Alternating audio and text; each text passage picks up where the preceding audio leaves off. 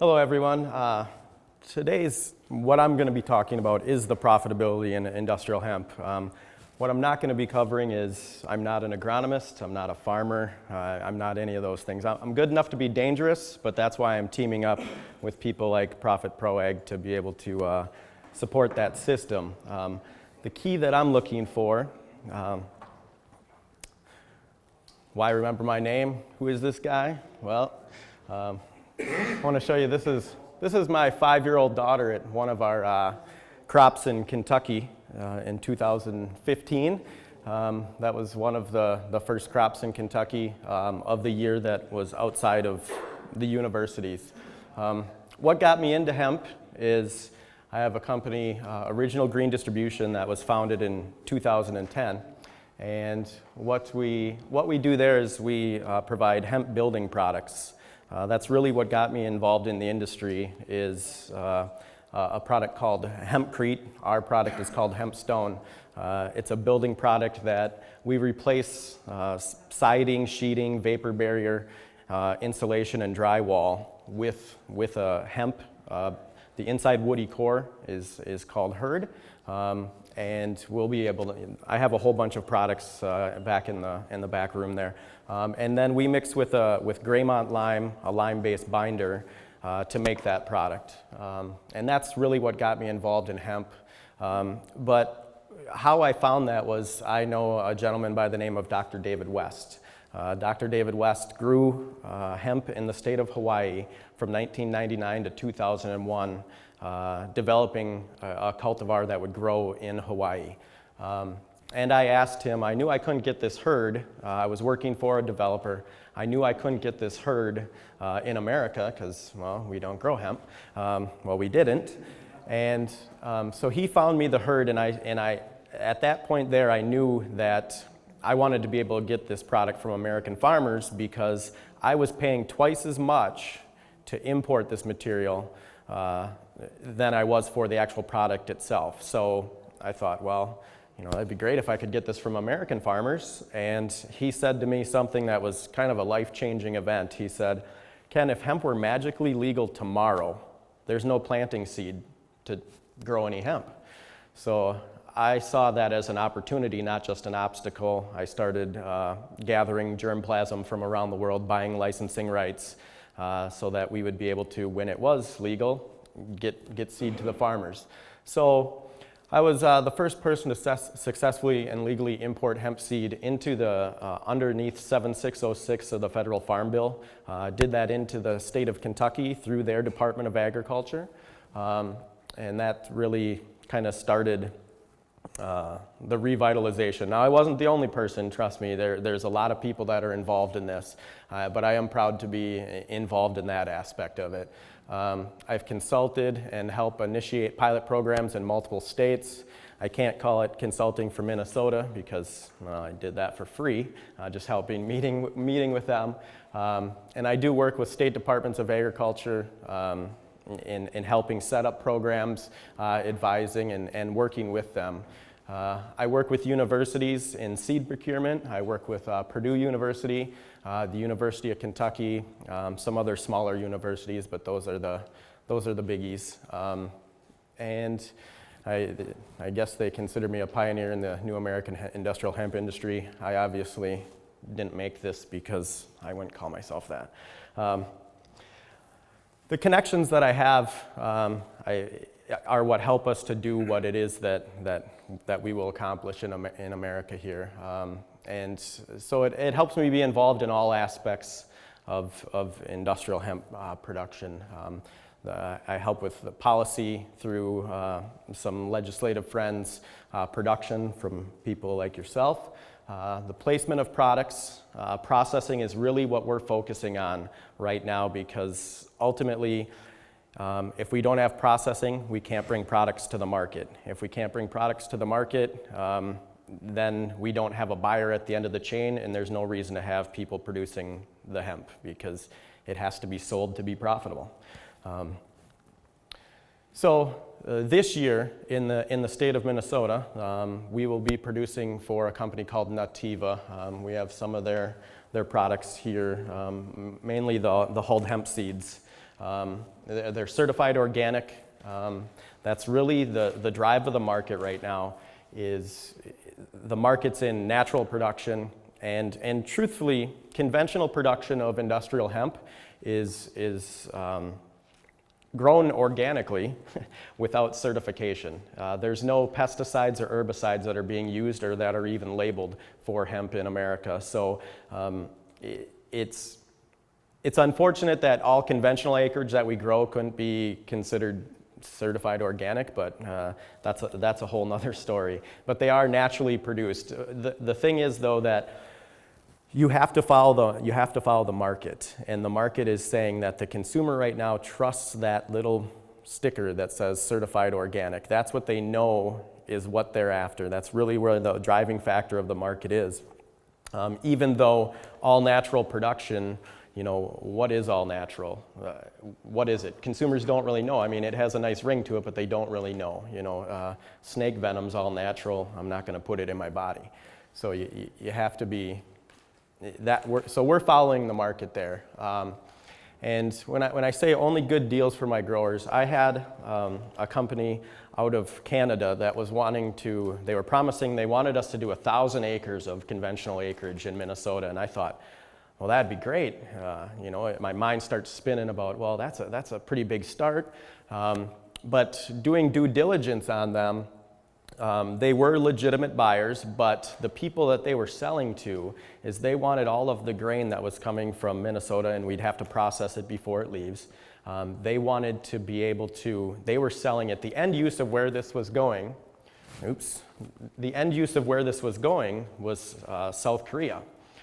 Well, if you do your work on South Korea, the whole driving factor in South Korean market is price. Quality doesn't mean anything. It's that right now they're looking for everything is price driven. And the issue that I have with that is when you deal in those markets is if they find someone cheaper, the contract that you have, you're just going to be tied up in litigation in South Korea, and it's not going to get you anywhere.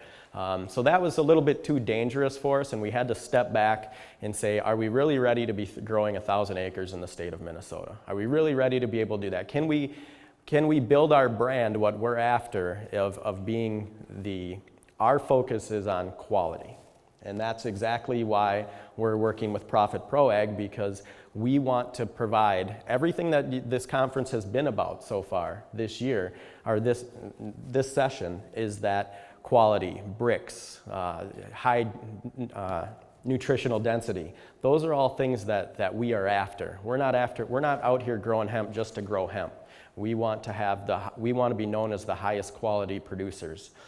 So we had to step back and say, you know what, we'd really rather not grow 1,000 acres, and at the end of the year, I might be stuck buying 1,000 acres because the people, I would completely lose face if my buyers suddenly aren't granting their contracts. I didn't want to do that. So we had to step back, and we refocused and said, let's just stick with quality.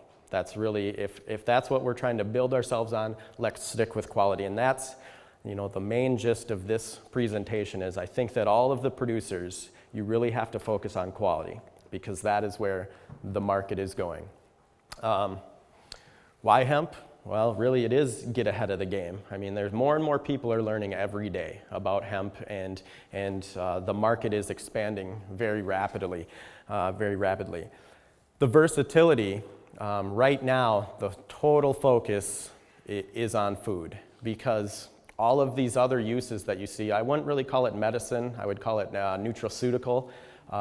That's a growing market, but I would say that it's really kind of a bubble, and there's going to be some things changing, and I'll expand on that later. But all of the industrial uses, if you see some of the samples that I have in the back room there, the processing is not set up yet to really do anything with the stalks. Is it coming? Is that market growing? Yes, absolutely it is, but we're the type of people that if we can make you profitable with the grain, and you can make an educated decision on you want to grow that grain for us and be profitable, and we're not promising anything, we're not contracting anything on the stalks, if at the end of the year we come back to you and we now say, we want to give you $90 a ton for your stalks, you're going to be happy and you're going to grow for me. If I promise you $90 a ton, or I say I'm probably going to be able to do it, and I don't do it at the end of the year, well, you aren't going to like me, and that's not what we're after. We believe that transitional crop, for certified organic, I think that hemp going into a rotation when you're trying to get acreage into certified organic, I believe that hemp is a great transitional crop into that. I'm not telling you to grow hemp on it for 3 years.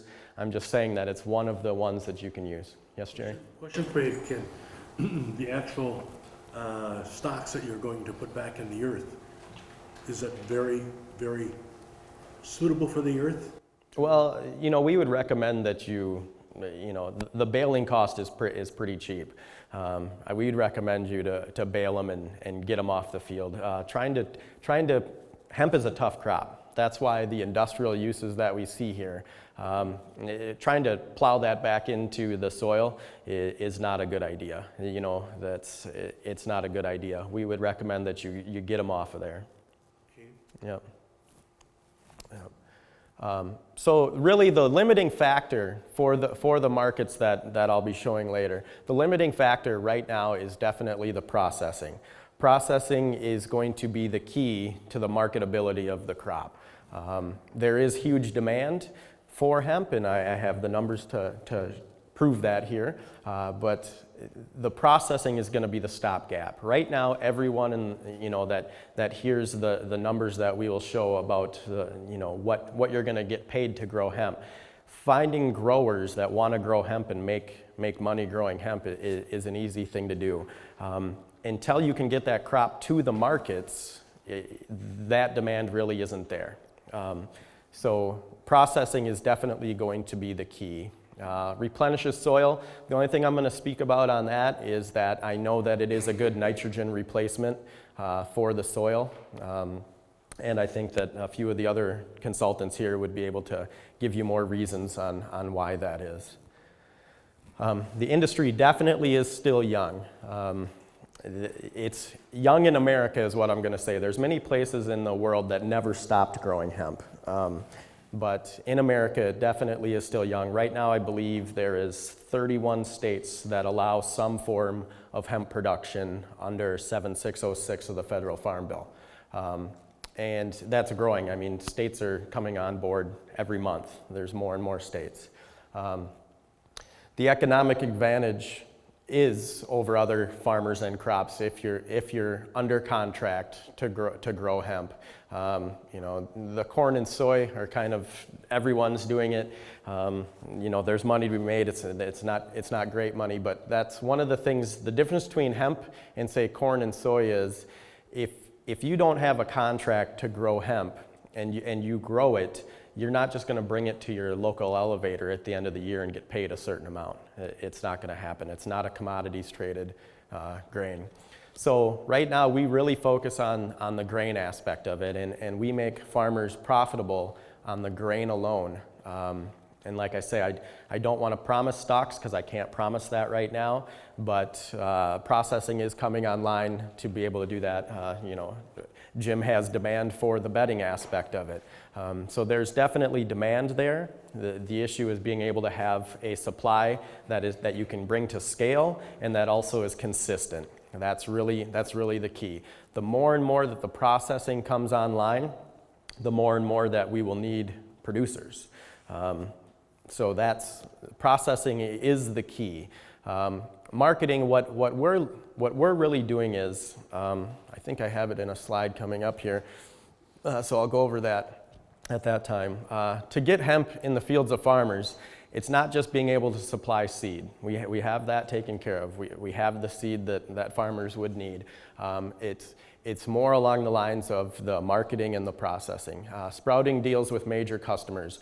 And what I say about that is, instead of going out and trying to create a new brand and to create all the way down through the value chain and putting a new product onto shelves, what we're focusing on is, in 2015, American companies sold over $560 million worth of hemp products.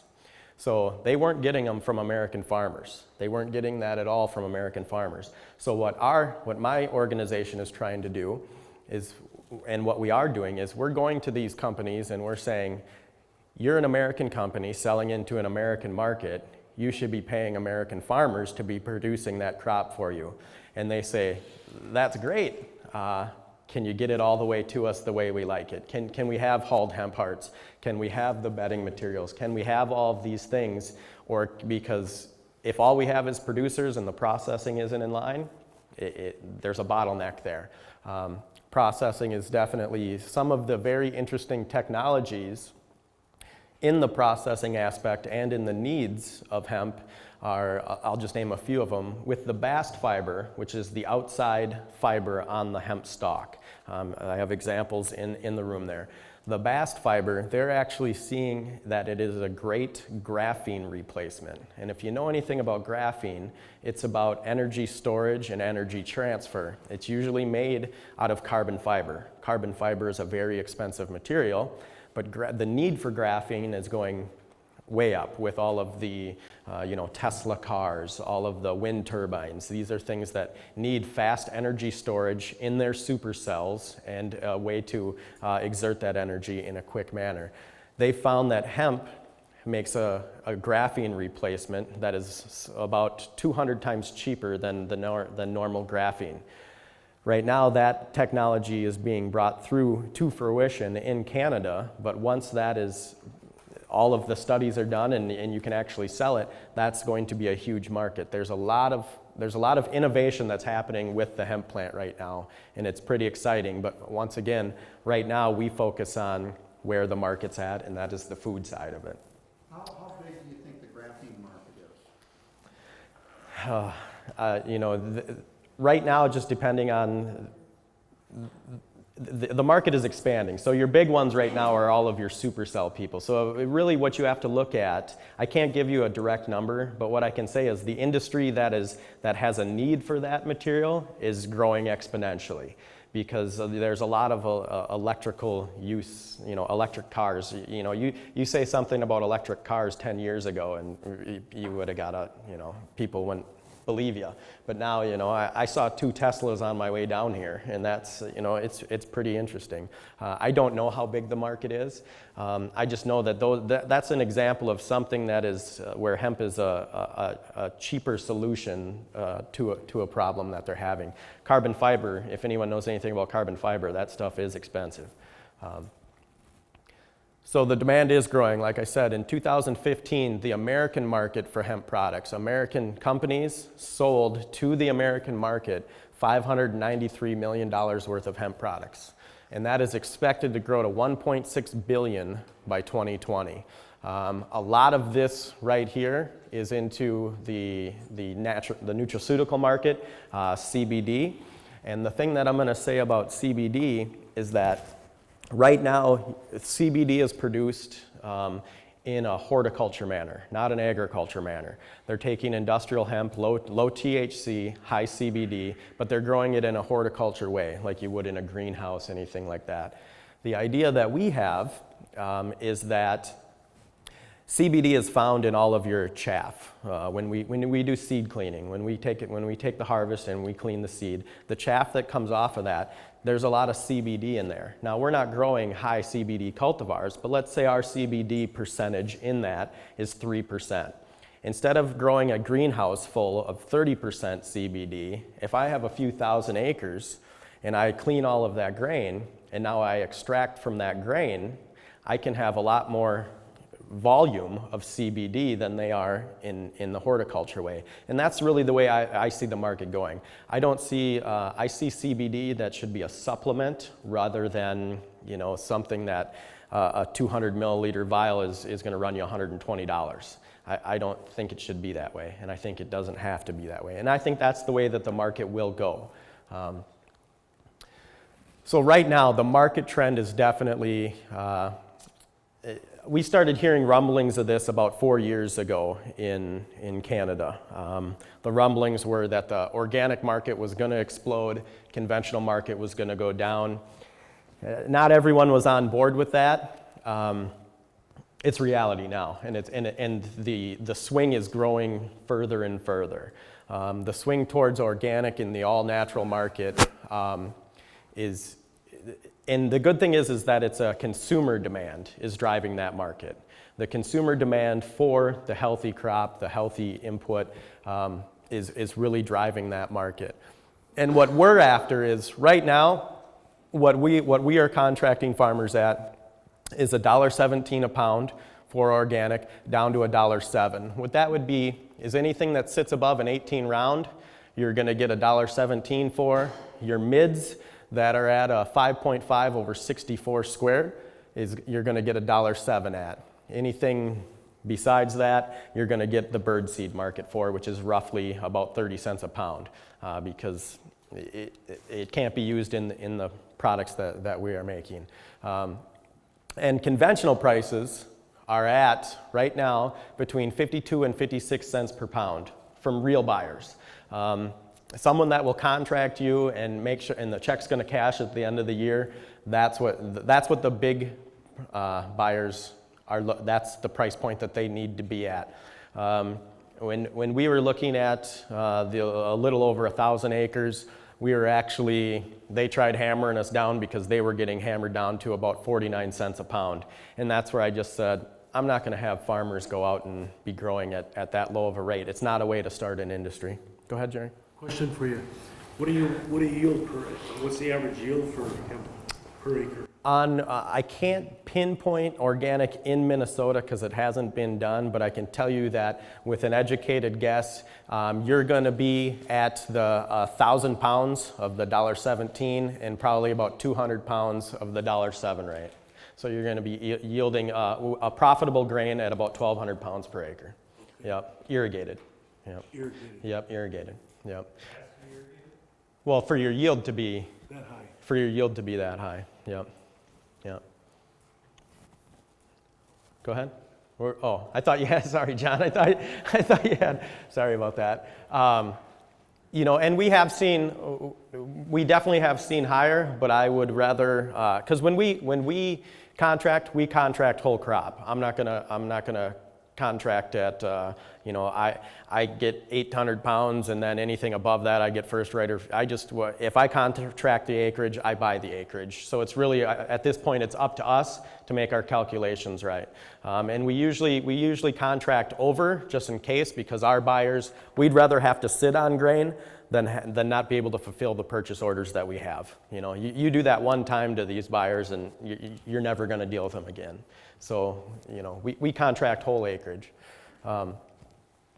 And the conventional price really, like I say, I mean, the acreage in Canada is going up again this year, but the price that they're, now, I was at a trade show, I think about 3 weeks ago, whenever the conference call was. I was at a trade show, and when they left that trade show, the people that were contracting up there, some of the big companies in Canada for conventional acreage, I know that they were done writing at this, and they were going into, if you convert from the Canadian dollar to the American dollar, they were going to be between 42 and 44 cents a pound is what they were going to be drawing after that show, because it just, everyone is driving the price down. It's. You're saying the market's already saturated? Yes, yep, for conventional, because that's where the most acreage is, and the demand for it is going down. Yet on organic, we kind of capped what we believed our ability to do well at. We could have went out and got more acreage, but year one, we want to make sure that we do it right and the customer's happy at the end of the day, because I'm not here, I'm not trying to retire on this tomorrow. I mean, we really want to make sure that we build our foundation correctly. Just even me selling the seed to the farmers for that 1,000 acres would have been really nice for me, but it was the wrong thing to do, and at the end of the day, 5 years from now, that's penny wise, dollar dumb. And that's not me. I'm not going to do that. But really, I can't stress enough that it's not necessarily organic that everything is going to, but the quality is going to be the key. That is absolutely going to be the key in making money in hemp is quality and nutritional density, these type of things, because my job is to make sure that I can contract more and more farmers next year. My job is to go out and find the buyers and prove to them, hey, there's a reason, exactly everything we've been talking about. If I give you a brick score that's twice of what someone else is going to give you, it's my job to sell why they want to buy that. That's my job. And I know that that's what my focus is on quality. So the only people that we're going to work with are people that can provide that quality. You know, that's where the market is going. And like I say, this is a consumer-driven market. This isn't, you know, the only thing that's driving this is consumers. And it is unfortunate that conventional acreage in Canada, calling it conventional, they have this all natural also, but there are so few farmers. There's only one herbicide listed for use in Canada for hemp. And the amount of farmers that use it is so minuscule because the thing is, you really don't have the margins that you have, you're not going to sell that into the food industry, I guess is what I'm trying to say. If you spray the crop, you're not going to sell that into the food industry, and that's where the margins are the greatest. So it is unfortunate that they're pretty much growing under certified standards, but without having the certification. So they just call it all natural. What we're trying to do is come up with something where it's full disclosure to the consumer what all natural is. And we don't have a brand name for it yet. We don't have anything that's not established, but that's really kind of our focal point is right now, certified organic is the label that the consumer trusts. We need to create the trust with the consumer that they're okay to buy something because we give them full disclosure on how that crop is produced from the soil to the shelf. Why is the U.S. so slow coming on board here versus Canada? Canada's been going since 1998 already with this, you know, hemp foraging ahead for food and all the markets around it. I know we're back to that same situation where people feel hemp is somewhat of a carryover to marijuana, but it really isn't. No, it's no, but I mean if all it took was sense to be into the, just because it doesn't make sense, I can't give you a true answer as to why. I mean, the thing that I do now is I don't lobby government anymore. I don't do any of that because I'm going to work in the areas that allow us to work, because the true advocacy for hemp now is not rah, rah, rah, hemp is great. It's a black bottom line. That's what government pays attention to. If we can show that we make everyone money, and because here's the thing, the arguments against having hemp production in America none of them are based on fact. Not a single one. And the more and more that we show that to be true through actually growing hemp and marketing hemp and having a black bottom line, you know, when you see the things that in hemp where, you know, they used to say, well, they're going to hide marijuana plants in the hemp fields. That's not true. There's no empirical evidence for any of their arguments being true. So really, I guess what I'm going to say is that could be a whole nother 4-hour conference. And really, I think that you know, all the producers here also should have the mindset of don't worry about that. Work where it's legal. And right now, it's legal. We're actually in the state of Minnesota. We are studying marketing. That's what we're doing. You know, it's not a commercial crop. We have the legal ability to study marketing, but that means that we can sell the crop. So we're going to work under that, and the change is coming. You can't stop it. I mean, it won't be stopped. And I actually see the barriers coming down in America before a trend back towards prohibition. I don't see that happening. I can't promise it, but I don't see it happening. X59 is the cultivar of choice for us. Like I say, I have the rights to many cultivars. X59 is the most grown hemp cultivar. It's a grain cultivar. It has the most acreage last year and the year before in all of the Canadian provinces. And the reason that it has that is because all of the companies that buy hemp are demanding it. Once again, the buyer is what's going to be what has people put that seed in the ground. And the buyers like it because of the large grain size, on average 22 gram, 1,000 seed weight. That is a large grain. The sweet nutty flavor. Some hemp seed is kind of bitter tasting. Greater shatter resistance, and hardy and nutritious with omega-3s and omega-6. All of the X59 that we put into the certified organic programs that we sell to, all of that seed is coated with Profit Coat PB. Every single seed. I don't draw a contract for our certified organic production without that seed being coated, because we're after the quality and not just quantity. And like I say, this really comes down to all of this here. All of this gets better when we treat our soil right. All of it. Ken, do you have anybody in here today that is growing hemp for you here? A gentleman behind you. Yeah. Yeah, and there's a few people that we will be contracting in this room too. There's quite a few, but really right now, the people that I can put you in contact with are going to be in different states. As far as learning how to do hemp, are going to be in different states and universities and Canada. The people that I work with. What is your Just conversation okay? as far as how it's grown, what is this person experienced with it? Right. You know? Yeah, that really should come from people that have maybe been doing it for more than a year. Yeah. That's really that's where you're going to learn from. Yeah, but We plan on building that network moving forward.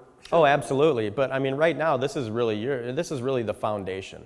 I mean, we're not going to reinvent the wheel. We're going to take where people are successful already, and we're going to build upon that. Yeah. Say, Jim, Ken and he lives in Prescott, and I live about 5 miles away from Ken. Yeah, but you can't raise it in Wisconsin. And I can't raise it. Right. So, I've been looking for land in Minnesota. Yeah. But the rent over there is, I don't know, just unbelievable. Especially in the metro area. Oh. Yeah. And you can't find very many organic acreage in the metro area I either. found some down by Red Wing. Yep. All right, so with the X59, we seed that at 30 pounds an acre, and the yield's 1,000 pounds an acre. Last year, X59 grown in Minnesota on just 18 acres, but the median yield on that was 1,600 pounds an acre.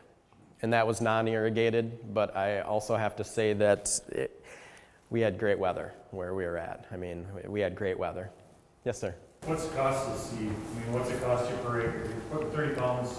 Yep. Right now, out of this location right here, it's going to be selling at $4 a pound, and that is coated. $4 a pound coated. Yep. Coated.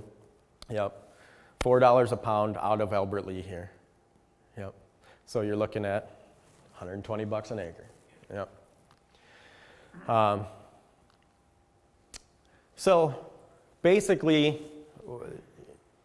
I mean, this slide kind of speaks for itself. If you're going to grow hemp on anything but small acreage, I mean, if you want to grow hemp to see if you can do it, see what it does, see how you're going to plant it, harvest it, tend it, store it, if you're going to do that, I'd say don't do over an acre. Because if you don't have a buyer lined up at the end of the day, you tell me one farmer that wants a hobby that has to do with farming. I don't think you're going to find them. So I think that you have to really be cautious on if you don't have a contract to grow that. It almost killed the hemp industry in Canada in 1999. Unfortunately, it was a group of Americans that went up there and said, we got huge demand for hemp. Everyone put seed in the ground. Go get this stuff in the ground. We're going to be buyers at the end of the day. And at the end of the year, there was multiple thousands of acres in the ground and no money to buy that acreage. That almost killed the Canadian hemp industry in 1 year. It was almost done. And I don't want to see that mistake being made in any state, not at all. So if you are eager to get involved and just see if you can do it, don't go over an acre, and so take off and make sure that if you're not contracted for 2017, we do still have contracts available for certified organic acreage. That's going to guarantee your payout. If you don't have that, get set up for next year. Be on the phone. I'm not the only person out there that's going to be buying hemp. I don't need to have a monopoly to be successful in here. My focus is definitely on quality. And I think that anyone that's in this room is probably focused on quality too, or you wouldn't be here. So I probably could work with you, but in full disclosure, I'm not going to be the only person in this game. That's not how it works, and I don't need it to work that way. This pie is big enough for a lot of people right now, but this pie is nowhere near the size it's going to be. So I think we could probably put these on the profitproAg website so that you have links rather than taking a picture of this slide and going here. A lot of the tricks of hemp cultivation, the stuff that is very well documented. The Canadian government of Manitoba does a great, the production, it's pretty much a how-to. That's the same with the hemp trade. The hemp trade is a good organization out of Canada. It's CHTA, the Canadian Hemp Trade Alliance. They have a full production guide online that shows about everything you need to know about planting, harvesting, storing, cleaning. That's the same with this site also. I think that's the Alberta government, I believe, did that one. And then profitproAg, they're going to be coming online with some pretty good cultivation tricks and trades here too. We're going to take all the information from my contacts at these places, and we're going to try and improve on that. That's what I've been talking about. Improve on it so that we can focus on quality, not just quantity, because I believe that quantity comes after quality. It will come. And if you want to grow hemp in the state of Minnesota, you have to talk with Margaret back there. Margaret, wave your hand. She is the director, the coordinator for the Minnesota Department of Agriculture, the hemp program. So you'll have to talk with her. We could probably print up some applications, or you can actually just get them online. The deadline is the 24th, I believe. Yep, the deadline is the 24th of this month to be considered for growing of industrial hemp in Minnesota.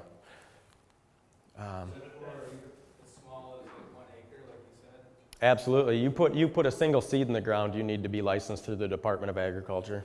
Yep. Yep. Yeah, it's a Schedule I narcotic. Be careful handling that stuff. Yeah. Yeah, so I gotta say this. I think Margaret will appreciate this. She's heard this story before, but so working with the Department of Agriculture, just kind of helping, when they asked for some advice, I'd give it to them gladly. And they had me meet with the Commissioner of Agriculture after a couple meetings with some of his people, and they were asking about how do we get set up to get a DEA import license? How can you help us through the program? Can you help us through the process? And I had a bit of information that I wanted to share in kind of a sarcastic way, because I do that kind of stuff.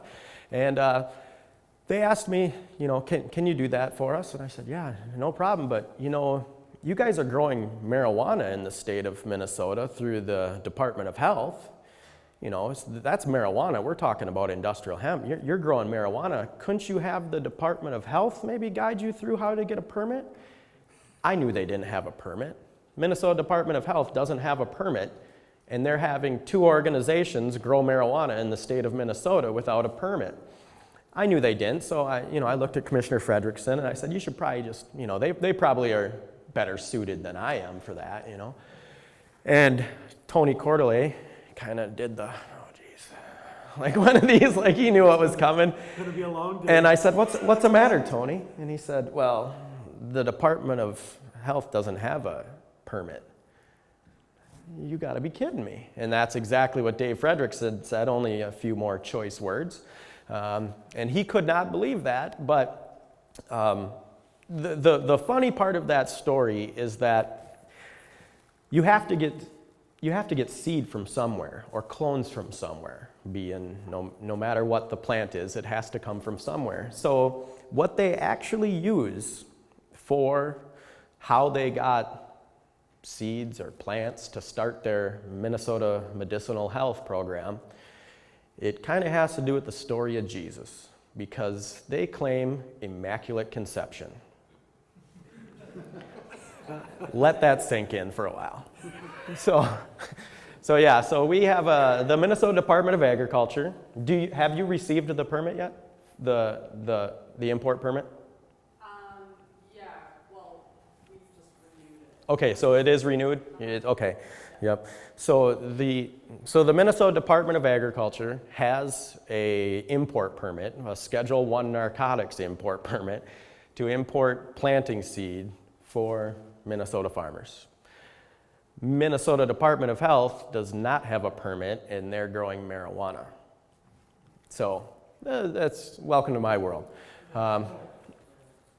So I just want to stress that if we're going to contract you, you have to have authorization from the Minnesota Department of Agriculture. They're easy to work with. I'm not just going to blow sunshine up or, they're easy to work with. They want to see this work. They want to see this be successful.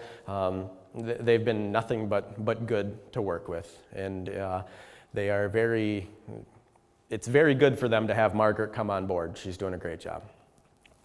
So really, I want to stress that, I say this all the time, do it right, now, not just right now. There's a lot of people that are going to be out there convincing you to do it right now. Let's go, let's go, let's go. And I want you to focus on quality, but also there's no need to be growing hemp unless there's a buyer at the end of the road. All right? You don't need a hobby. It can be an expensive hobby. It can be an expensive learning curve. If you need to learn that way, have at it, but I wouldn't recommend it. So let's focus on, for sure, if quality is definitely has to be the key, because that is the market trend 100%. The market trend is towards quality product. So there's no other way to go about it. You don't want to be stuck with a whole crop just going into the birdseed market. It's not profitable. So that's about it. Do we have questions? I mean, you sign up 1 acre, a lot of us have got FSA programs, those types of things. Yep. How is that working with that? I mean, There is. you certify your acres and you do all that stuff at FSA. Oh, I've got 1 acre of hemp right here, that you took out of production for your corn, soybean, whatever you have. Yep. How is that? As far as like federal crop insurance? Well, that too. Yeah. I mean, but you go to your local FSA and you've got your acreage set in programs. How are you? I'm not really sure about how that works. Yeah, I mean, the point that I'm trying to make there on the acre of hemp is that, look, if you want to go big time and you want to chance it, if that's what you want to do, then that's your decision. So if you think at the end, if you think you can do 40 acres, and if you think that at some point you're going to have a buyer for that, and you're willing to take that chance, then take that chance. But I'm just warning you that there's a lot of times where if it's not contractual, and people say, yeah, I'm going to buy it at the end of the year, I don't want people getting stuck like that. So that's the only thing that I'm saying. So if you just want to do it, start small. If you think that at some point, because I'm is there a good possibility that I need more hemp than what I'm contracting this year?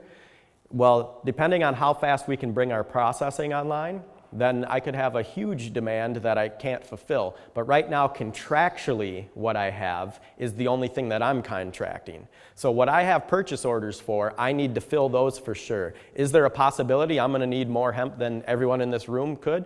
There's a possibility of that, but I can't in good faith shake your hand, look you in the eye, sign a piece of paper that says I'm going to buy it at the end of the year. So if I can't do that, then that's on you. If that's what you want to do, do it. But that's a risk that you have to, that's a calculated risk that you have to accept. Yes, sir. I've grown specialty crops before, and okay, when it comes to quality, I understand your driving force there. As a producer, I'll ask this. At the end of the time of harvesting, where do we have the moisture? What criteria and specifications are you having in the contract to make grade? Is it protein, soils, moisture? Moisture is the biggie. Moisture, size, everything in our contract. So 9% moisture is the rate that you're at. Depending on the cultivar that you're going to grow, you're going to harvest at, with X59, you're going to be in the 16 to 18% range moisture. You're going to be 9% is what we're going to be buying it at. So it does have to be dried.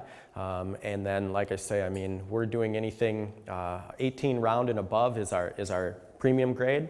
And the mids between the 18 round and the 5.5 by 64 slotted is going to be your mid grade. Anything below that is nothing to us. I mean, it's dockage. There's the color or other profiles you need to look at. Well, I mean, you can't have. I have everything in the contract. You can take a look at the contract. So that would be the best thing to do. I mean, I have a whole sheet on the specifications. So people are interested this year, or even thinking about next year, you can provide them a contract so they can become educated. Is that what you're saying? Absolutely. Yeah. I got no problem with that. Yep. And as time goes on, obviously, we're going to have educational opportunities on this as we put this thing together and get people with, the type of experience and put the program together, the quality and. What I'm looking for is right now I'm working with buyers that they say this is what we're willing to pay. Yeah. If you can get us certified organic, this is what we're willing to pay. These are the parameters that it has to be in. I have that all written out in the contract. What I'm looking at doing is having different price points for different qualities. That's what I'm looking at developing is the different price points for different qualities. There's going to be different standards throughout that different consumers are going to demand, and that at some point. That's really the goal that we're after. At harvest time, growers are going to have to be able to hold, or before it's dry, it down to 9% aeration or something. Yep. They're going to have to be able to have the ability to hold and store it for till time of fire. Till call. Yep. What about screening? Do you want it screened? We want to take field run, and then it'll be screened as part of our quality control. So, but we're going to be paying after it's been screened. So it's going to, there'll be cost involved with that too. Here's the thing, if you can get us exactly what our quality control is after, then we'll take it at that and we'll pay you a higher rate. If at any point any of your runs, if they aren't what you're claiming them to be, then we're going to charge you the full cost to clean it and screen it anyway. So most of the farmers just choose to send us the field run. Yep. So, being that you don't have processing online, you pass that background, with your name? That's not my name. That's someone that we're growing for. Yep. So, okay, anybody that's, you said that gentleman there is growing. He's going to be growing certified seed for us. Oh, certified seed. Yep. See, that's another thing. There isn't anything, right, is organic hemp, industrial hemp? That's correct. And we really don't plan on producing organic planting seed because the only thing that's going to do is, so we're going to the same seed that we plant for conventional acreage, we're going to plant for organic acreage. And the reason that is because the only thing that it would do is it would drive up the seed cost to the producers for us. because it's really, like I say, I mean, hemp is being produced correct me if I'm wrong here, Brian, I believe that if you check 3 places and none of them have certified organic seed, then you can plant conventional seed, correct? So that's where we don't want to just drive up, I'm not here to just drive up costs for farmers. So there's no need for it because the hemp seed is being produced in the same way a certified organic seed would be. It's just not under the bureaucracy of certified organic. Yeah. Go ahead, sir. Can you raise your own seed? No. No. If you want to, I mean, here's the thing. If you want to create an heirloom seed and you want to go out and you want to collect feral germplasm, have at it, but I'm not buying it from you when you're done growing it.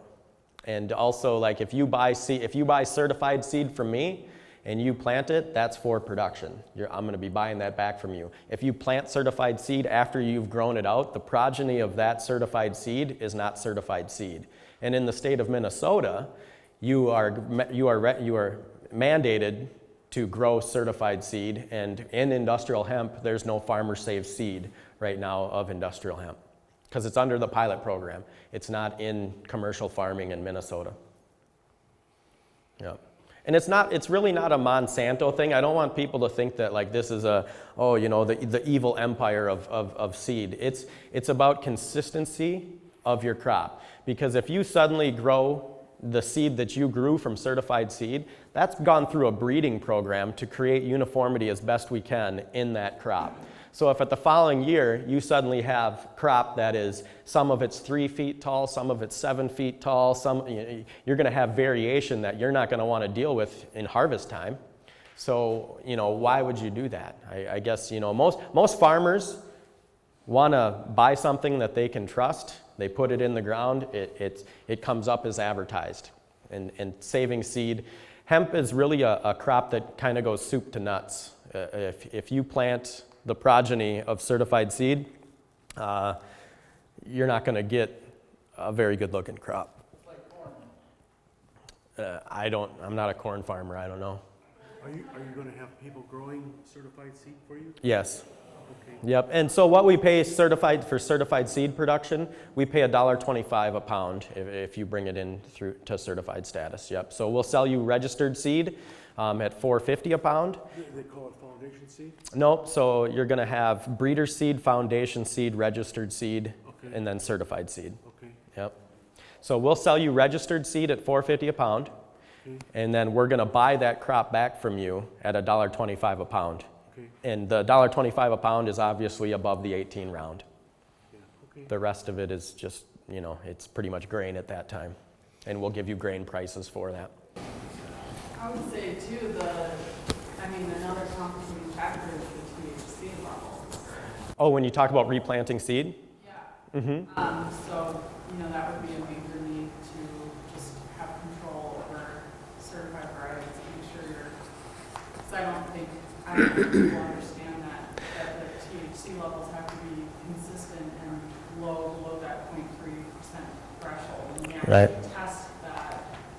That's why there's costs associated with being involved in the hemp program. The only reason is even though, and this is something that we're really fighting for, but we haven't won yet. And again, this could be a whole nother 4-hour conference, but we're not going to go there. But we believe that if you have certified seed and it's guaranteed under 0.3% and it's grown that and shown that many, many times, we don't know why they're out testing certified seed. Last year, I think our X59 tested at like 0.02. Yeah, and the threshold is at 0.3. So, they're out there wasting time and energy and money, and they're doing it because they have to. I don't think anyone in the Minnesota Department of Agriculture wants to be out doing THC samples on industrial hemp fields. I don't think they want to be. Go ahead. On that, can industrial hemp pollinate with marijuana? Absolutely it can. But normally what you're going to have, if someone's growing marijuana, they're going to select for only females because that's going to produce what they want, right? And so if anyone knows what they're doing in marijuana, they're going to be growing only females. So normally, what's going to happen is that hemp plant is going to pollinate the marijuana. It's going to produce seeds rather than just buds, and it's going to ruin that crop. And it's also the THC level on the progeny of those seeds that come off is going to be going down. You're not going to have marijuana like where it's starting to, it's seldom, but it's more about the stability within the germplasm rather than the cross-pollination issue is going to be your THC factor there. The other thing I was wondering is, as hemp is like a third of the crop, if you're still wanting to do corn, soybean, could hemp be a third? Yeah, and you know, we believe in all of these things need to be studied, but we also don't believe in monocropping hemp. I mean, we think that it should be put into a rotation with your other crops. Go ahead. What is the primary pollinator? The primary pollinator would be wind. Yep. Yep. Go ahead. Did you mention the seeding rate? 30 pounds an acre on most dioecious cultivars. So hemp is monoecious and dioecious. So dioecious is within the crop. You're going to have male and female plants. The male plants are going to die out after they pollinate, and that would be a dioecious crop. A monoecious crop would be they're pretty much hermaphrodites, and you're going to have normally about a 10% true male in a stable monoecious crop where they're actually going to self-pollinate. But the issue with monoecious crops are the breeding process and bringing it up to the certified class is really pretty tricky. So a lot of the longtime breeders that started to try and get into developing monoecious crops are now reverting back to dioecious crops because you're actually finding that the yields, even though you're losing up to 50% of your because your crop is males are going to die off. They're seeing that the yield rates are higher in dioecious crops anyway. Yeah. Go ahead. How are you going to control the wild hemp that grows in Iowa and Minnesota in terms of cross-pollinating with, number one, marijuana that's illegal now to be grown in the state? And all marijuana production is grown indoors at this time. All marijuana production is grown indoors at this point. for that, right? Yeah. But then what about the wild cultivars? Well, that's one of the reasons why why we don't, once we do certified seed, we don't regrow that. So that's where isolation comes into big time in the seed production. And that's, so isolation, so we're not getting cross-pollination with hemp. That's why you don't want to grow, you don't want to be saving seed in other words. Yes, yeah. But you're actually going to find that most of the, when you're dealing with THC, it's normally bred into it. Selective breeding is going to happen so that you're going after THC. And what you're going to find in feral hemp, as they call it, normally the plant is going for survival, is what it's after. So it selectively breeds, not for THC content, but for survival. So and the bad news is, a lot of the feral hemp that we have is the germplasm within that feral hemp has some of the great ancient cultivars of the world within it. And that's where the collection of this feral hemp before we see thousands of acres of hemp in the ground is very important, because then breeders can work with that to bring back some of Minnesota and Wisconsin used to be the largest hemp producers in the United States. Right? So hemp the seed was grown in Kentucky for the Minnesota and Wisconsin fiber markets. So some of that, like the old Kentucky hemp, or one of the very good ones was called Minnesota 8. Minnesota 8 is a great fiber cultivar. But we then once again have to get back to the fiber cultivars, the infrastructure to do anything with that isn't quite here yet. So right now all of the focus is on the grain cultivars. And the grain cultivars, you don't want to try and collect grain off a plant that's between 12 and 14 feet tall. It's hard to do, so that's why all of the breeding nowadays for the seed cultivars, the grain cultivars, you're growing a lower stature. So you have less biomass, but the money's in the grain right now. And as the processing increases, what would you say? Is the demand, do you believe the demand is there to increase with the processing, grain and fiber? Yeah, the thing with fiber is definitely location, because you don't want to, the money isn't there. Grain is pretty easy to ship and dense enough that it doesn't cost as much to get it places. When you start talking about stocks, if you're shipping, you know, large square bales and you're getting $90 a ton, but you got to ship that thing 2,000 miles to have it processed, you know, then the margins for the people that are buying that aren't going to be there because they got to spend too much money. So really with processing, that's why the stock processing is, because it's going to take many more facilities. There's 3 major grain processors in Canada, 3. So in order to have the crop be the stock be processed, it has to be as close to the fields as possible. And that's where it's more expensive to process grain or to process stocks than it is grain. So to have something that's more expensive and you need more of them, that's why they're not coming online fast enough. That's why like where our focus, where we put processing for stocks, we have to have the most acreage in that area available. Where do you think, as this starts shaking out over the next 3 years, where do you think those acres in Minnesota are going to be? Your best guess right now. It looks like the southern Minnesota and northern Minnesota. Those look like the two, because that's where the most acreage of big time acreage is available. You get into the metro area, and I mean, that's where, like, for us, that's why I say we're looking at Hastings, Minnesota as being the grain processor, and that's because of our customer Nativa. Their major distributor goes through Prescott, Wisconsin, actually, where I live. UNFI is probably their biggest customer, United Natural Foods. The northern grains coming there too? Yep, I see northern grains and southern grains. Southern coming up. Yep. What do they do at UNFI there? UNFI is just a large distributor for it's right there, Nativa. right there by- Yep. Yeah. What do they Yep. do there?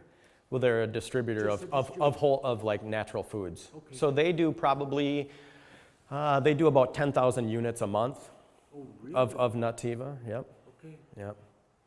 Yep. I just gotta know, how is it harvested? How's it combine? Backyard? Yep. Yep. Just a regular combine that you normally use for soybeans, you just raise the head up and you adjust the setting. There's a couple tricks to get away from wrapping, Yeah. you know, and it's really, it's super simple, you know, and that's why I tell people that, like, and this isn't a cut on anyone. Growing and harvesting hemp is the easy part. It really is, because it's established. People are doing it all over the world. So information and implement equipment travel easily, you know, Once you get it out of the ground, it grows really fast, you know.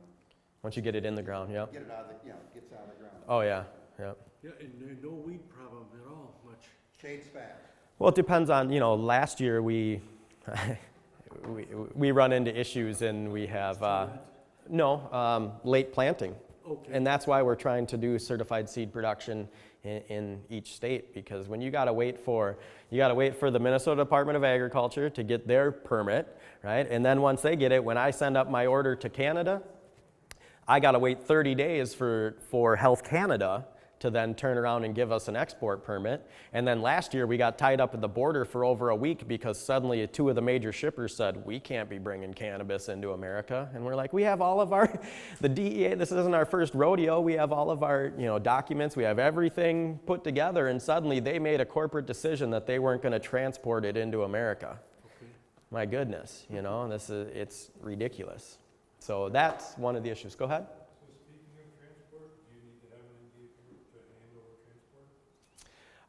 Producers to handle or transport. What do you mean? Like to process or to?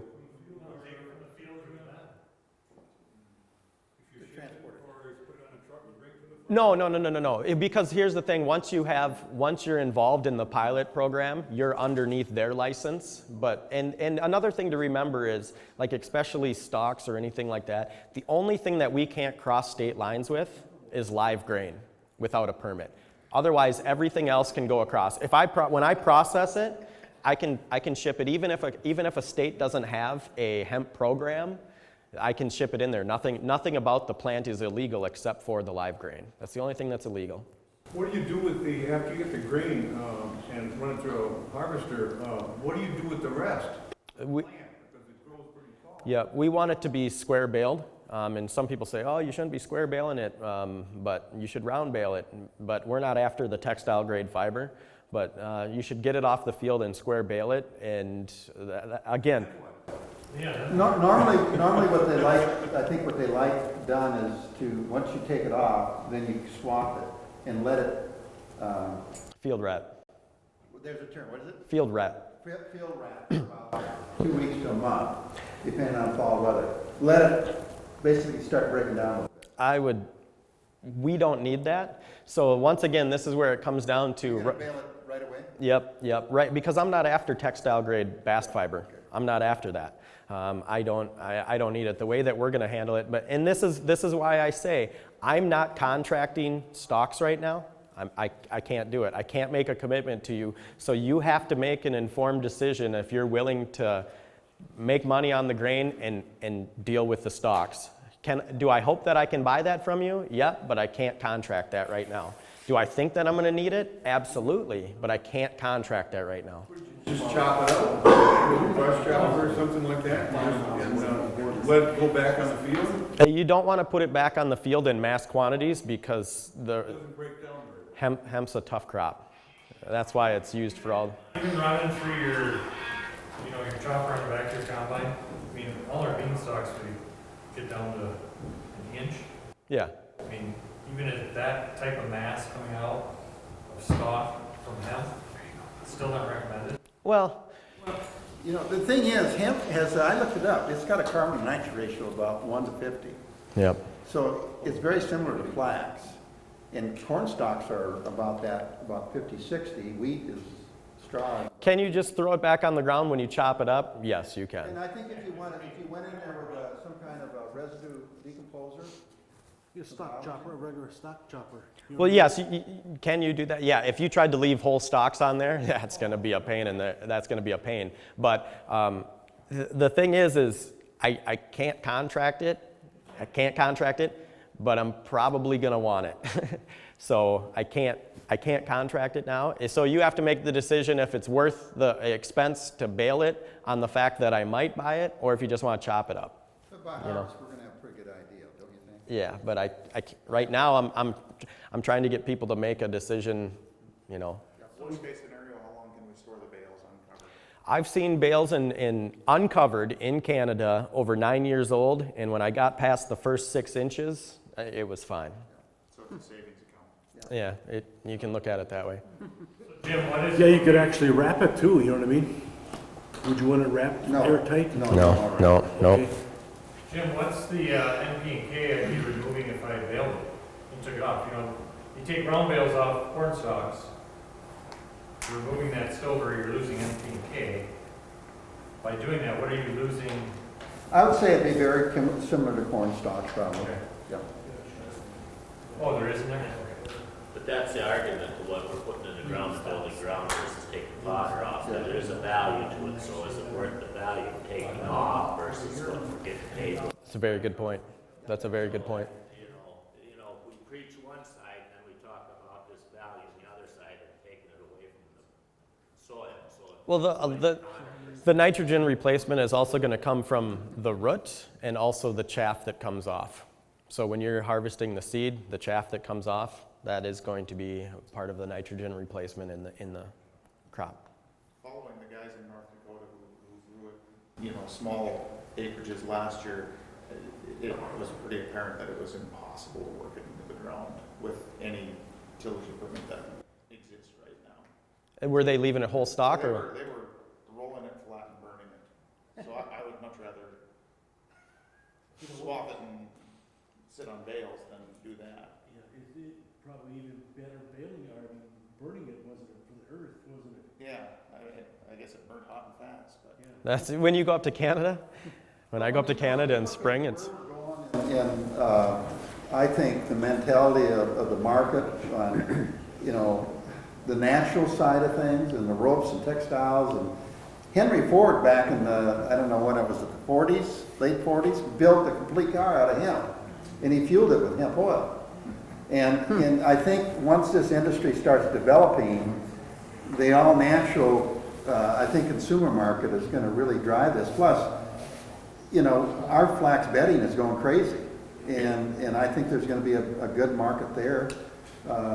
We talked about a mulch type of thing, like David with the gardening side thing. It does seem at this point that more hemp is going to create a demand for more hemp. Would you agree with that? Yes, I would agree with that. But I think we really need to be cautious, though, of what will really hamper the industry is more hemp without anything to do with it. Right. That's what we really have to be cautious about. Because if everyone's just out there, let's grow hemp. So, But Jim, how much hemp, or not hemp, but how much flax are you buying in a year? Are you contracted? in a month, I mean, flax for. We're probably, next year, we'll probably do 100 semi-loads. Okay, you'll need 100 bale, 100 semis. How much semi-loads, either the fiber or the flake. Yeah. Okay, well, We're getting it into dairies right now as a replacement for sand bedding. I can believe that. It's just unbelievable, the interest. Yeah. all right? Anyone else? Okay, Say, I'll bet if there's a problem getting rid of excess hemp, that I could come up with a working measure that would go with it and bring it down. well, all right. We have a second round. There you go.